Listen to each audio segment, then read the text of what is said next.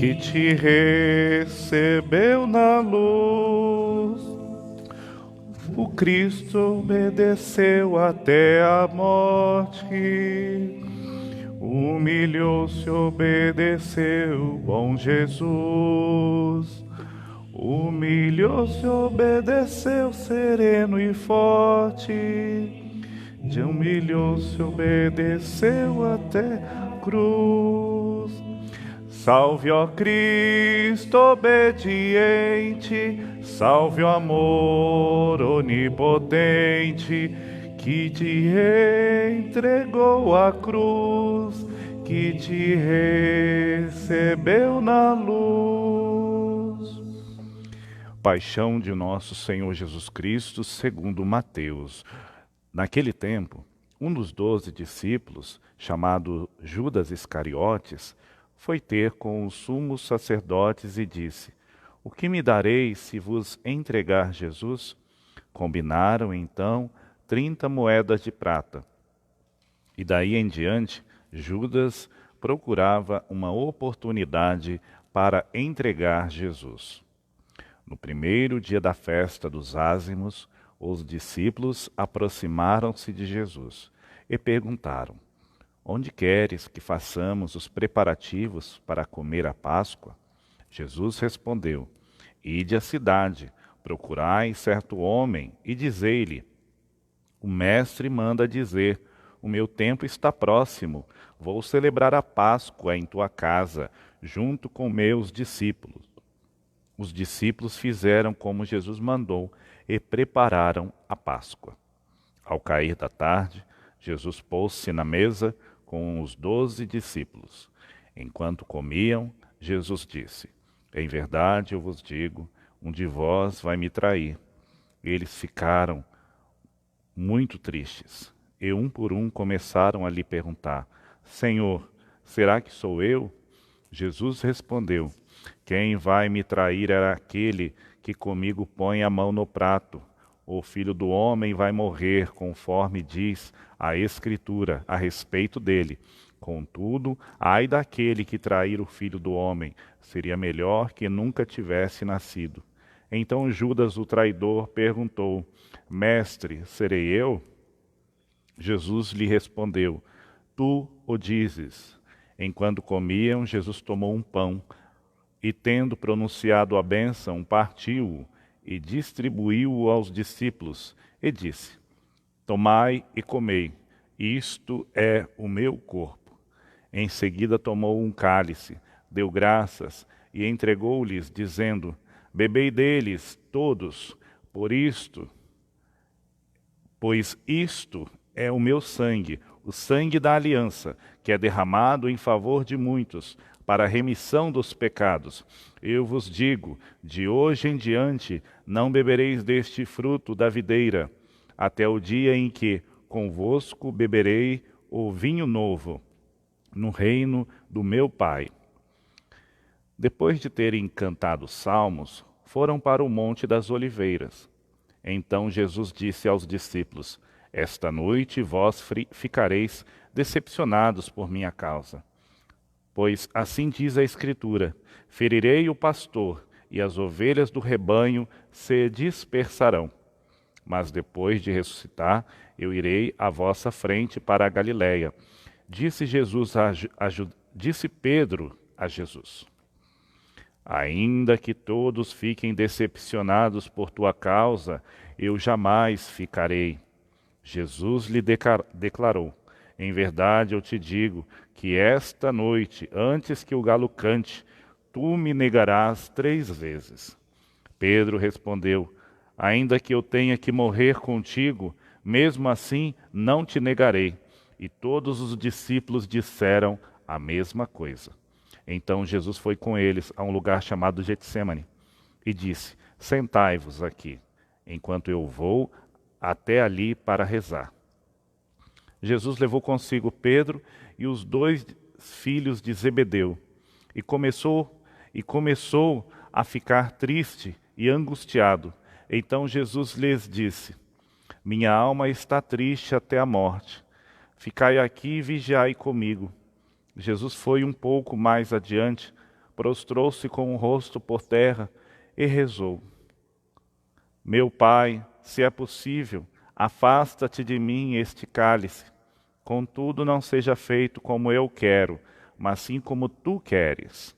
Voltando para junto dos discípulos, Jesus encontrou-os dormindo e disse a Pedro: Vós não fostes capaz de fazer 1 hora de vigília comigo?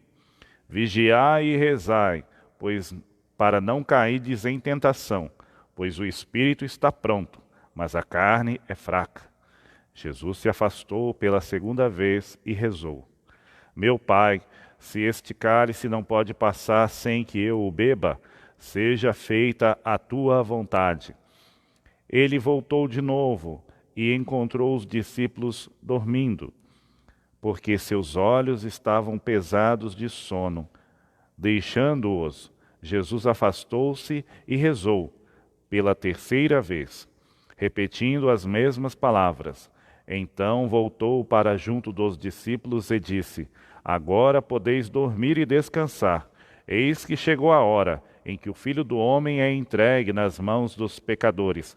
Levantai-vos, vamos, aquele que me vai trair está chegando. Jesus ainda falava quando veio Judas, um dos 12, com uma grande multidão armada de espadas e paus. Vinham a mandado dos sumos sacerdotes e dos anciãos do povo. O traidor tinha combinado com eles um sinal, dizendo: Jesus é aquele que eu beijar, prendei-o. Judas logo se aproximou de Jesus, dizendo: Salve, mestre, e beijou-o. Jesus lhe disse: Amigo, o que vieste? A que viestes? Amigo, a que vieste? Então os outros avançaram, lançaram as mãos sobre Jesus e o prenderam. Nesse momento, um dos que estavam com Jesus estendeu a mão, puxou a espada e feriu o servo do sumo sacerdote, cortando-lhe a orelha. Jesus, porém, lhe disse: Guarda a espada na bainha, pois todos os que usam a espada, pela espada morrerão.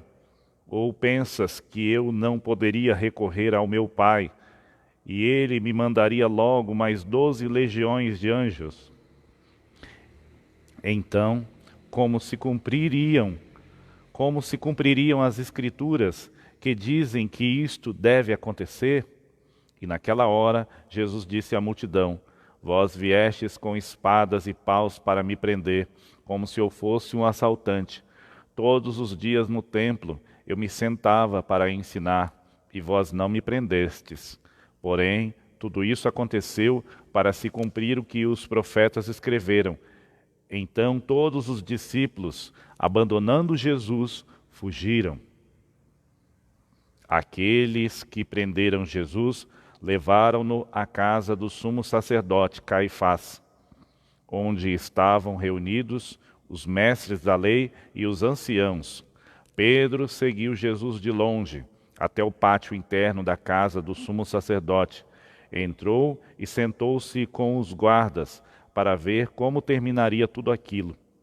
Ora, os sumos sacerdotes e todo o sinédrio procuravam um falso testemunho contra Jesus, a fim de condená-lo à morte. E nada encontraram, embora se apresentassem muitas falsas testemunhas. Por fim vieram 2 testemunhas que afirmaram: Este homem declarou: Posso destruir o templo de Deus e construí-lo de novo em 3 dias. Então o sumo sacerdote levantou-se e perguntou a Jesus: Nada tens a responder aos que testemunham contra ti? Jesus, porém, continuava calado. E o sumo sacerdote lhe disse: Eu te conjuro pelo Deus vivo, que nos diga se tu és o Messias, o Filho de Deus. Jesus respondeu: Tu o dizes. Além disso, eu vos digo que de agora em diante vereis o Filho do Homem sentado à direita do Todo-Poderoso, vindo sobre as nuvens do céu. Então o sumo sacerdote rasgou suas vestes e disse: Blasfemou! Que necessidade temos ainda de testemunhas? Pois agora mesmo vós ouvistes a blasfêmia. Que vos parece? Responderam: é réu de morte. Então cuspiram no rosto de Jesus e os esbofetearam. Outros lhe deram bordoadas, dizendo: faze-nos uma profecia, Cristo. Quem foi que te bateu? Pedro estava sentado fora no pátio. Uma criada chegou perto dele e disse: tu também estava com Jesus, o Galileu? Mas ele negou diante de todos: não sei o que tu estás dizendo, e saiu para a entrada do pátio. Então uma outra criada viu Pedro e disse aos que estavam ali: este homem estava com Jesus, o Nazareno. Pedro negou outra vez, jurando: nem conheço esse homem. Pouco depois, os que estavam ali aproximaram-se de Pedro e disseram: é claro que tu também é um deles, pois o teu modo de falar te denuncia. Pedro começou a maldizer e a jurar, dizendo que não conhecia esse homem. E nesse instante o galo cantou. Pedro se lembrou do que Jesus tinha dito: antes que o galo cante, tu me negarás 3 vezes. E saindo dali, chorou amargamente. De manhã cedo, todos os sumos sacerdotes e os anciãos do povo convocaram um conselho contra Jesus para condená-lo à morte. Eles o amarraram, levaram-no e o entregaram a Pilatos, o governador. Então Judas, o traidor, ao ver que Jesus fora condenado, ficou arrependido e foi devolver as 30 moedas de prata aos sumos sacerdotes e aos anciãos, dizendo: pequei, entregando à morte um homem inocente. Eles responderam: o que temos nós com isso? O problema é teu. Judas jogou as moedas no santuário, saiu e foi se enforcar.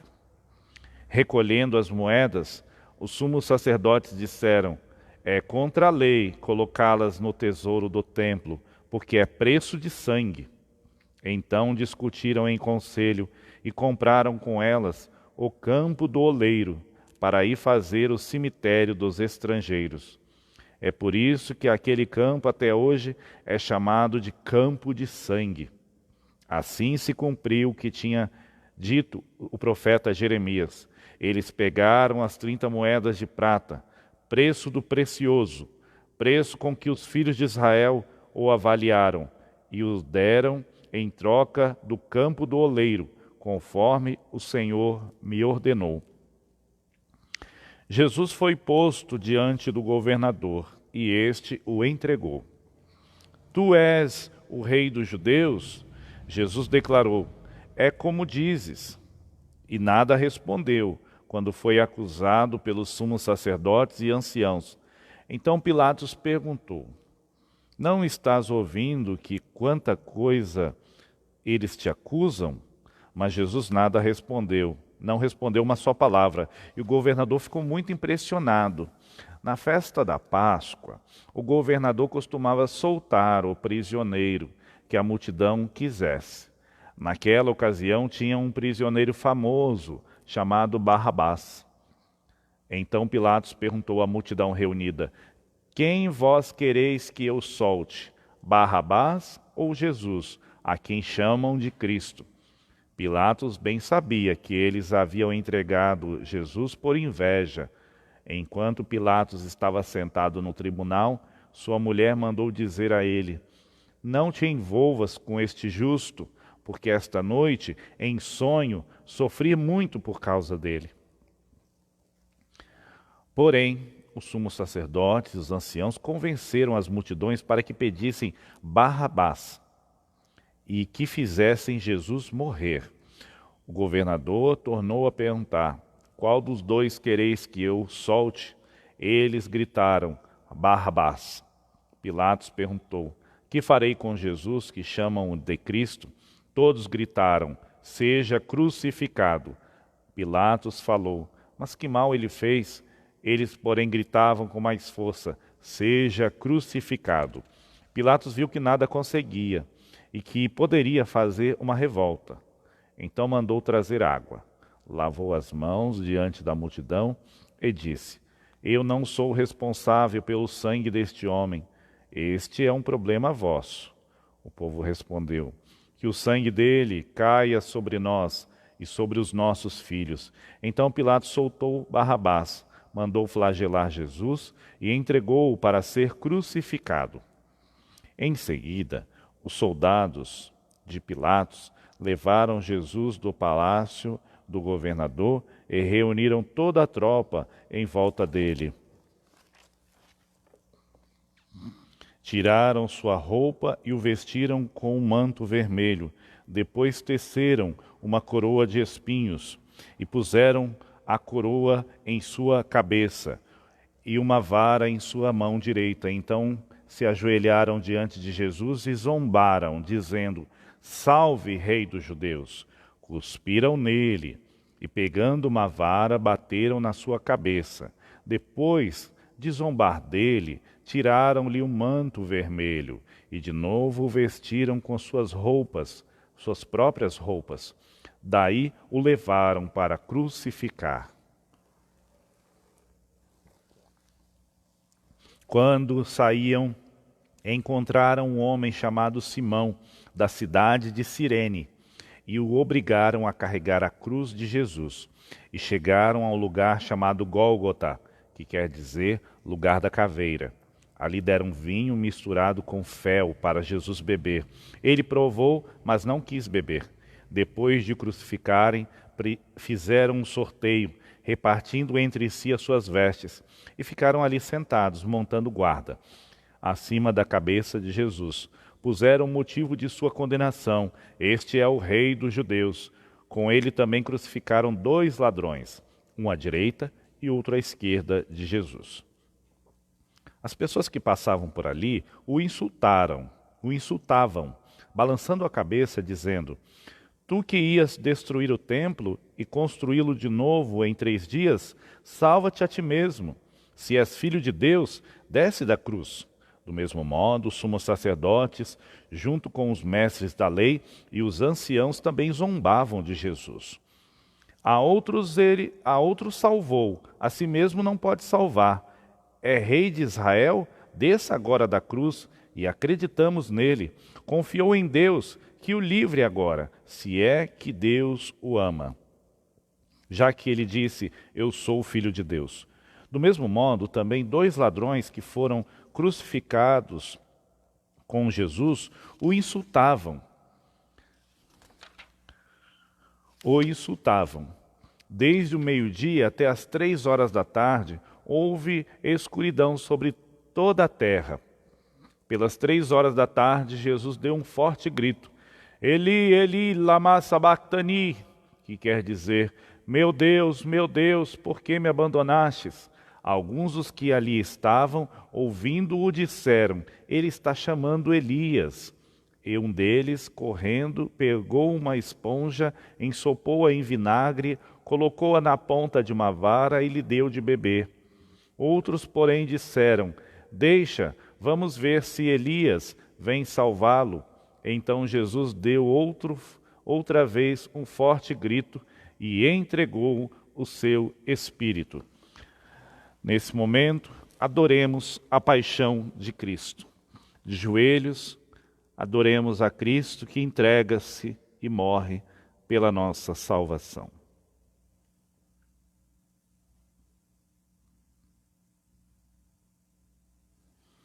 Levantemo-nos.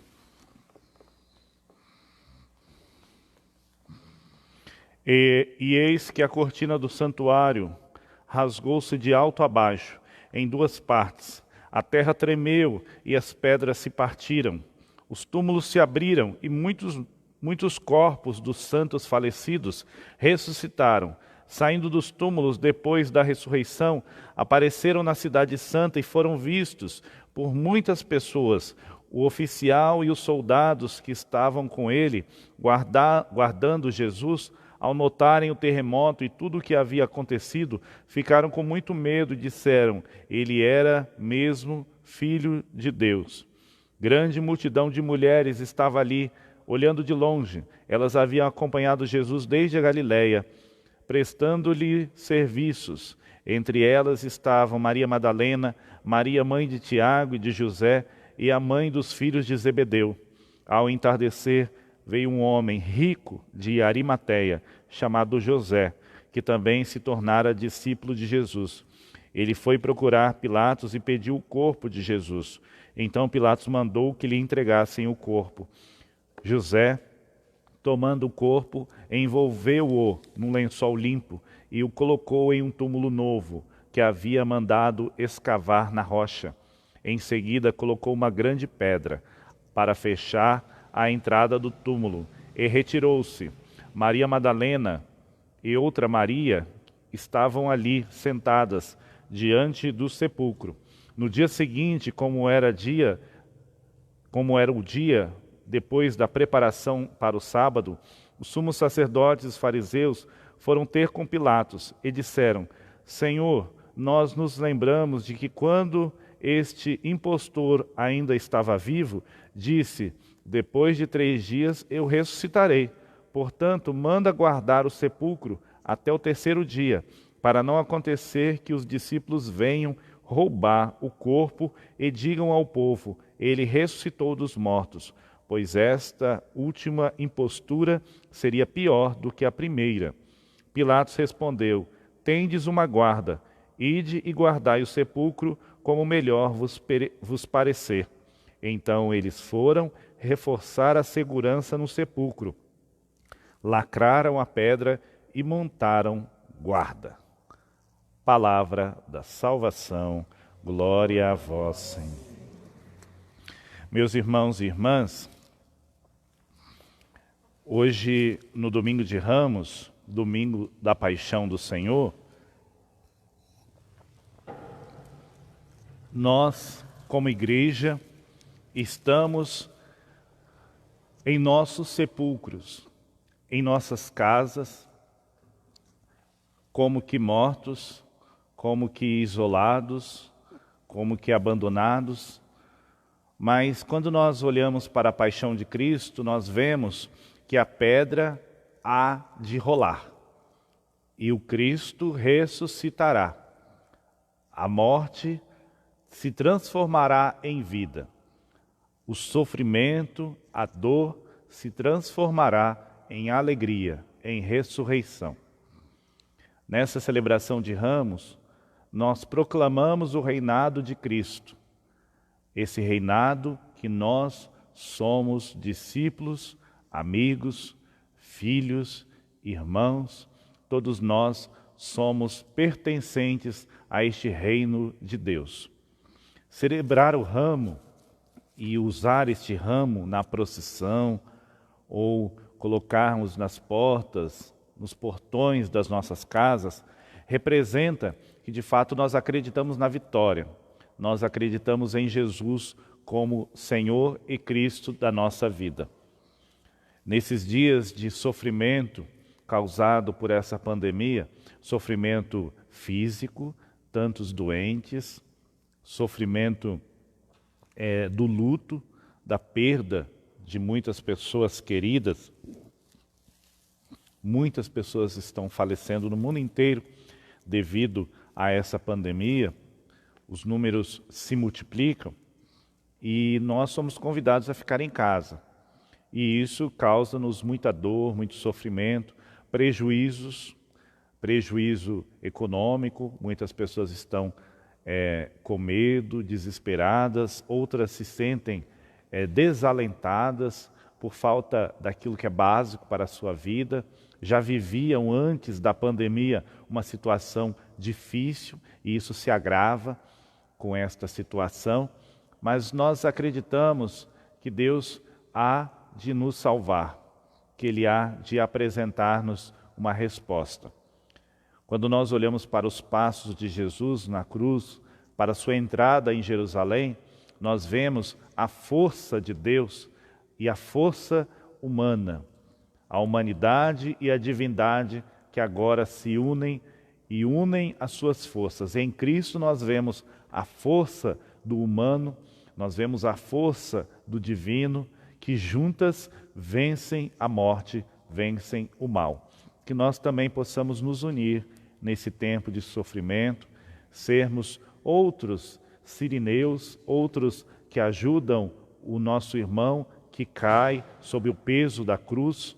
Peçamos ao Senhor que Ele nos dê a graça de participarmos desse nosso sofrimento, do sofrimento de Cristo, e aprendermos a nos transformar a partir do sofrimento.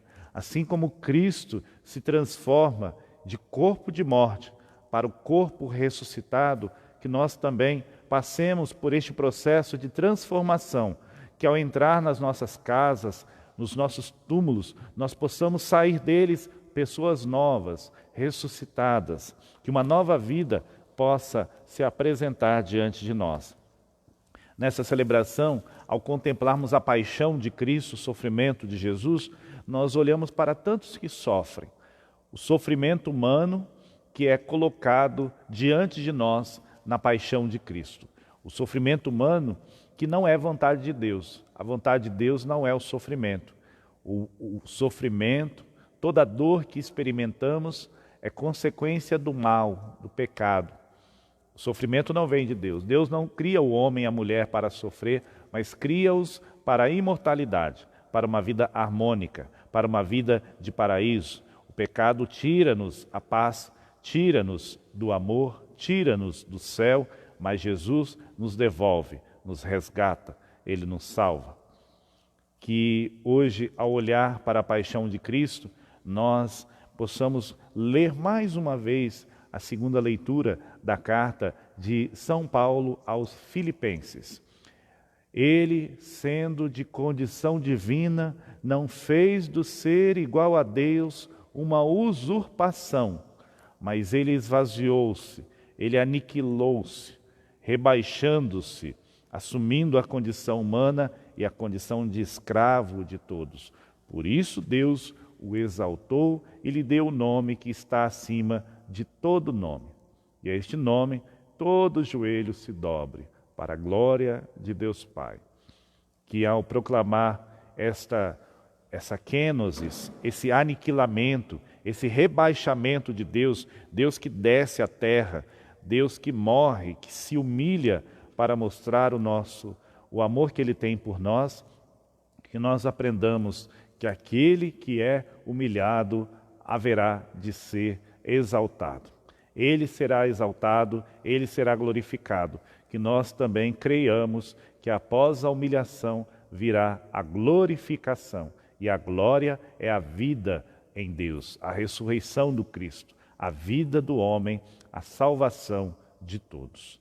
Louvado seja nosso Senhor Jesus Cristo. Para sempre seja louvado.